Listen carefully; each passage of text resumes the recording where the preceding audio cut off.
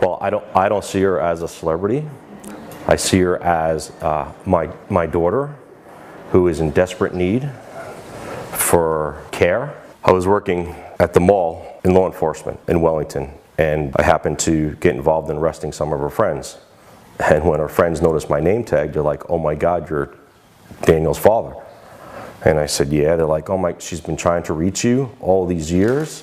And I said, "Well, I'm right here, and here's my phone number." I got a call from Danielle in the next couple of days. She started yelling and screaming at me, saying how I abandoned her, how I left her. So me being desperate and wanting to see my child, I agreed to meet her at the first event was at the Boynton Beach Mall. I was like, wow, she's beautiful. I mean, she's a very beautiful girl, and she was a little reserved, you know, and she had the little, you know, attitude. "Oh, you're a troll, you're the police, you're this." I'm like, "No, I'm your father." It was very emotional. I mean, it really hit hard knowing that there's a child out there who didn't know who her father was and all the things that I wanted to do for her, but I wasn't able to do it. We wanted Danielle to be a part of our family. We always did. And we've sent her, I mean, I don't know, so much. We sent president's cards, which I don't think she got all of them. There's not one day in my life that I've not stopped thinking about Danielle, knowing that I've had a child, knowing that I wasn't able to raise her, wasn't able to change her diapers, wasn't able to feed her, wasn't able to watch her teeth come in, you know, not being able to watch her walk the first walk or say "Dada." You know, there's so many things that I've missed. I'd always pay child support. And we thought that if Barbara would just raise Danielle, and even the court said I could have visitation. We even set up some supervised visitation, and she didn't show up. She's a victim of exploitation. She's being exploited as a child. What Danielle is doing on social media, the clothes that they have her wearing, the things that they have her saying. She's talking about oral sex. She's talking about STDs. Just the other day, you know, you kind of asked a little bit before about our kids. We ended up telling them about Danielle, and again, it was like, oh my God, we've got to tell them that they have a sister this way, you know, versus how we had really hoped that we'd be able to talk with them about it. You know, one of the big things to talk about my boys, Danielle's always wanted to meet my boys, her brothers, her half brothers. Mm-hmm. And Barbara wanted me to introduce the boys to her last March.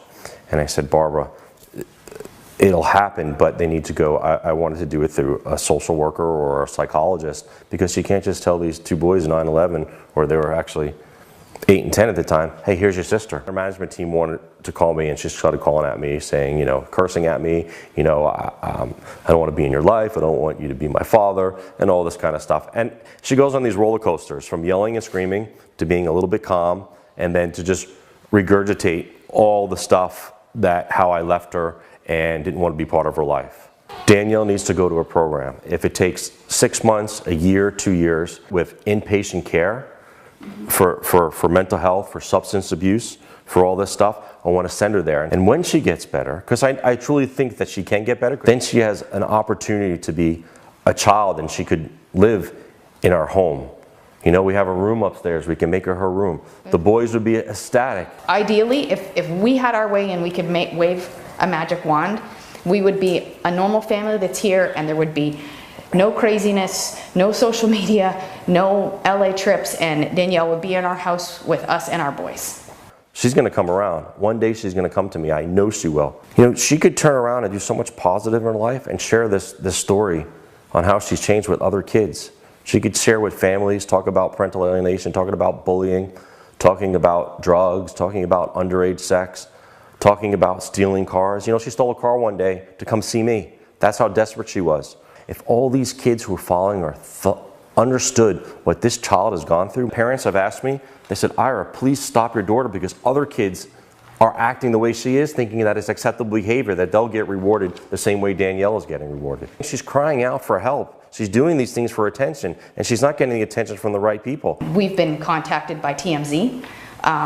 Ira's been contacted also by several other places to do interviews, to provide FaceTime, interviews, fly me out to do shows. And that's not what we've wanted to do, because that's not really what's going to help the situation, and that's not what's going to be best for Danielle. Danielle needs to know that she has a father who cares about her, She has an extended family, a close family, 2 brothers, grandparents, cousins, aunts and uncles, a whole set of friends that want her to be part of our life, to give her a life, to know what it's like to be a child, part of our family, not the craziness that she's going through. She needs to know that I love her.